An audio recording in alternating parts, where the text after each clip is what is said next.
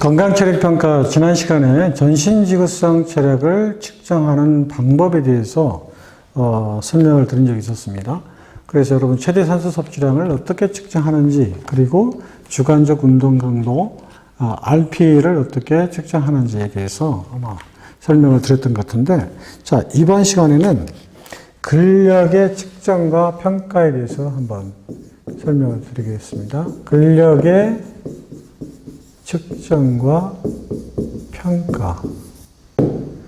자, 근력이라고 하면 여러분 잘 아시는 것처럼 muscle strength라고 이렇게 표현하죠. 그래서 근력이라는 것은 말 그대로 근육에서 발휘되는 힘, 근에서 발휘되는 힘의 기능, 이것을 우리가 이제 근력 이렇게 표현하는 거예요. 자, 그러면 이제 근력에 대해서 공부를 하기 전에 먼저 용어에 대해서 이제 크게 생각해 볼 게 있는데, 자, 근력에 대해서 우리가 알려면 최대 근력이라는 단어를 알아야 돼요. 최대 근력. 그렇죠? 그 다음에 또 한 가지는 순발력이라는 개념을 알아야 되죠. 순발력은 다른 말로 파워라고도 표현하고요. 그 다음에 근지구력, 이런 개념을 먼저 알아야 되겠죠? 자, 최대 근력, 순발력, 근지구력.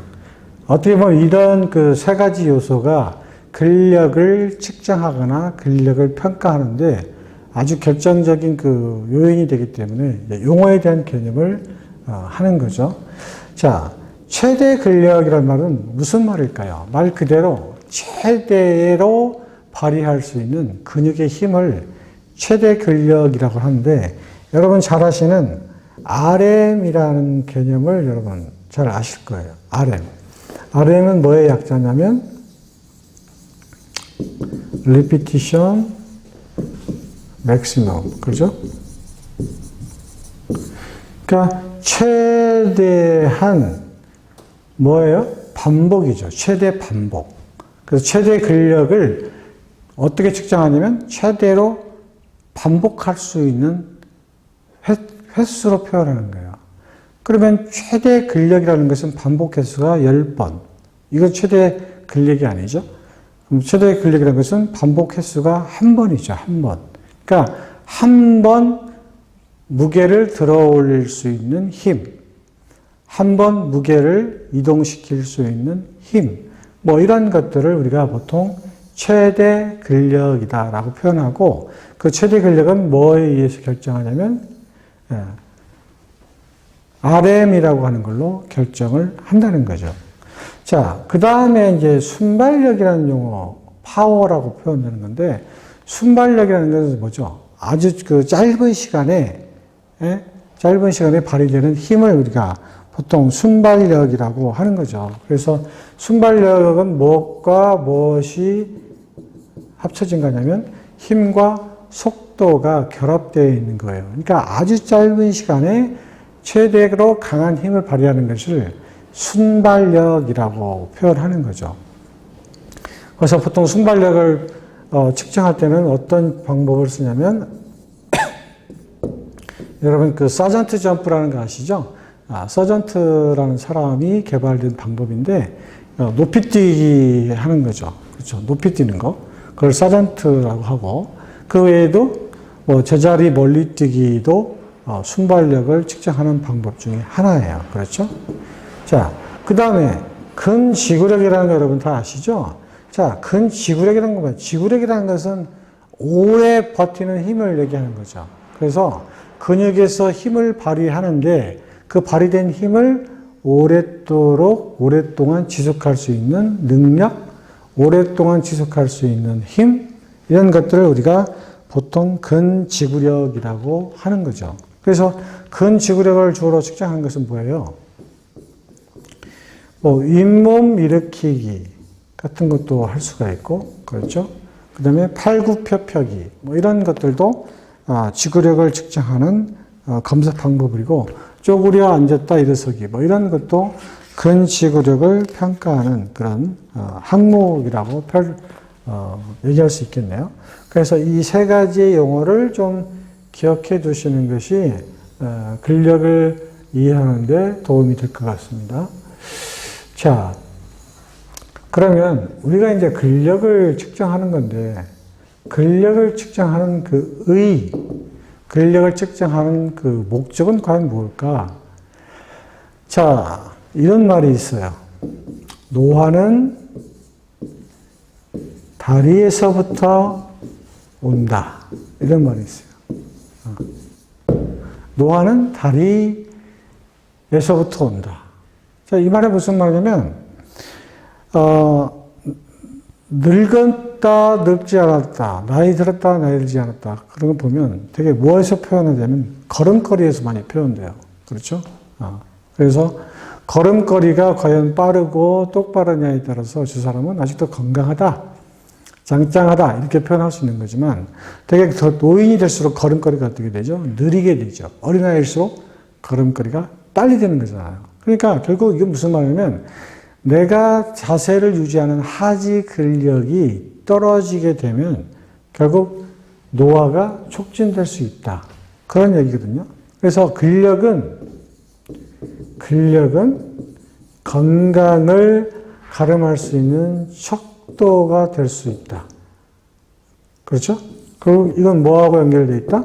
노화하고 연결되어 있다. 이렇게 볼 수도 있는 거죠. 그래서 근력이 어느 정도 있느냐에 따라서 그 사람의 건강이 좌우될 수 있다. 이렇게 보는 거예요. 자, 근력의 측정 항목을 한번 볼까요? 근력을 측정하는 데는 첫 번째 악력이라는 거 있어요. 악력. 그렇죠? 두 번째 엎드려 팔굽혀펴기. 엎드려 팔굽혀펴기. 여러분 아시죠? 그 다음에 배근력이라는 게 있어요. 배근력. 옛날에는 뭐 등근력이라는 말도 썼어요. 배근력. 그 다음에 다리 근력이라는 게 있죠. 하지 근력. 하지 근력인데 이것을 옛날에는 각근력이라고 표현했었어요. 각근력. 그 외에도 뭐 제자리 높이 뛰기, 제자리 멀리 뛰기, 뭐 여러 가지 그 방법도 있는데, 보통 한 세 가지 정도로 우리가 보통 근력을 측정하는 방법들이 활용이 되고 있거든요.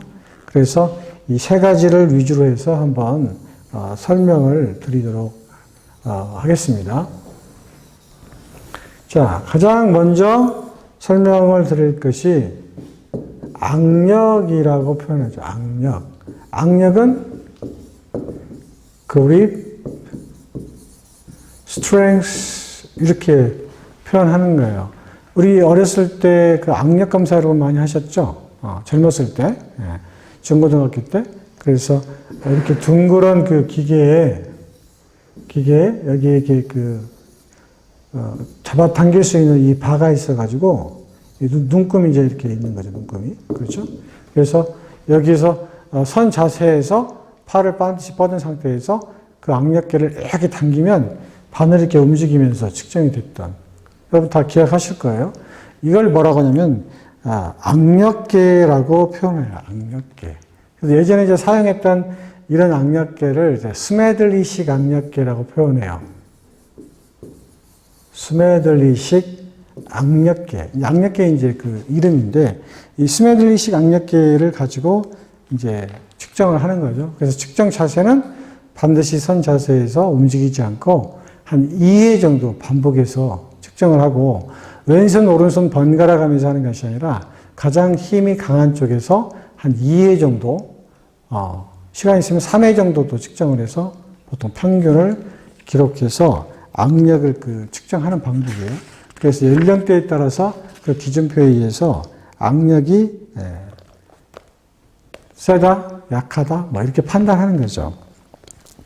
이런 악력계가 없었을 때는 또 어떤 방법을 썼었냐면, 여러분 잘 알다시피 엎드려서 팔굽혀펴기라는 게 있었잖아요. 여러분 기구 없이 쉽게 할 수 있는 것이 엎드려 팔굽혀펴기. 그래서 보통 이렇게 팔꿈치가 한 90도 이상 이렇게 구부러지고 가슴이 지면에 다을동 말동 이 정도의 높이로 내려가지고 이렇게 시간을 정해서 횟수를 측정했던 이것도 하나의 그 상지 근력을 측정하는 그 방법이 되었었죠. 자, 그 다음에 두 번째는 배근력이라는 게 있어요. 배근력. 또는 이제 등근력이라고 이렇게 표현하는 건데, 자, 배근력이라는 것은 말 그대로 발은 반드시 쓴 상태에서, 아래에 측정되는 발을 잡고 등을 구부리는 거죠. 그렇죠? 네. 등을 구부린 상태에서 이 발은 그대로 펴인 상태에서 움직이지 않고 오로지 굽어져 있는 등을 반드시 일으켜 세우면서 측정하는 방법이에요. 여러분 해본 적이 있는지는 모르겠는데, 자, 발은 반드시 뻗은 상태에서 허리를 굽힌 상태에서 허리만 그대로 이렇게 뻗는 힘을 측정하는 것이 뭐다? 배근력, 등근력. 뭐 이런 방법으로 측정을 했었습니다. 가끔 이제 몸통 근력이라고 표현하는 것도 있어요. 왜냐면 이렇게 상체를 굽혔다가 펴는 거기 때문에 몸통 근력이라고 표현하는 것도 있습니다. 그 다음에 이제 도구 없이 할 수 있는 것이 이제 상대 보조자를 활용해서 할 수 있는 것이 뭐냐면 윗몸 일으키기라는 게 있었죠. 윗몸 일으키기. 팔을 뒤에다 대고 상체를 이렇게 들어 올리는 거 여러분 다 아시죠? 그래서 이 팔꿈치가 내 무릎에 닿을 정도로 이렇게 일어서서 그 다음에 다시 원위치로 돌아가고 다시 반복적으로 이렇게 움직이는 거 있죠? 그게 뭐냐면 윗몸 일으키기. 이것도 이제 그 하나의 근력을 측정하는 방법으로 활용할 수가 있는 거예요. 그래서 측정할 때 조심해야 될 것은 상대방이 내 무릎을 잡아주잖아요. 그렇죠? 잡아줄 때 내 무릎의 각도가 90도를 이룬 상태에서 측정을 해야 된다는 거고, 그 다음에 이 팔꿈치가 내 무릎에 닿는 횟수를 가지고 기록한다는 거, 뭐 이런 것들을 조심해서 하시면 될 것 같습니다. 자, 세 번째로는 하지근력이라고 표현하는 건데 각근력이라고 표현해요. 각근력. 각근력인 건 뭐냐면 아까 배근력 측정하는 방법과 굉장히 유사한 방법인데, 이렇게 각근력계를 잡고 배근력은 허리를 굽혔죠. 반드시 허리를 펴야 돼요. 여기에서는. 그 다음에 아까 배근력에서는 다리를 폈는데 지금은 다리를 이렇게 굽힙니다. 그러니까 배근력에서는 다리를 펴고 허리를 굽혔지만 각근력에서는 반대예요. 허리를 펴고 다리만 구부려서 구부려졌던 다리를 원상태로 이렇게 피면서 그 힘을 측정하는 것이 각근력을 측정하는 방법이에요. 그러니까 다리가 펴지는 그 힘을 측정하는 거죠. 그래서 각근력을 측정하는 방법은 배근력과 비슷한데, 물론 도구도 똑같은 거예요. 도구도 똑같은데 측정하는 방법이 약간의 차이가 있기 때문에 그러한 방법으로 측정하는 거고, 그 외에도 다리 근력을 측정하는 방법이 뭐 여러 가지가 있어요. 그렇죠? 쪼그려 앉았다 일어서기도 각근력을 측정하는 대표적인 방법이고, 그 다음에 아까 순발력을 측정했던 그 사잔트 점프 있었잖아요. 사잔트 점프도 각근력을 측정하는 방법 중에 하나입니다. 그 다음에 제자리 멀리 뛰기도 역시 각근력을 측정하는 방법 중에 하나로 들을 수가 있어요. 그래서 여러 가지 그 측정 방법들이 있는데, 악력은 상지 근력이라고 우리가 표현해요.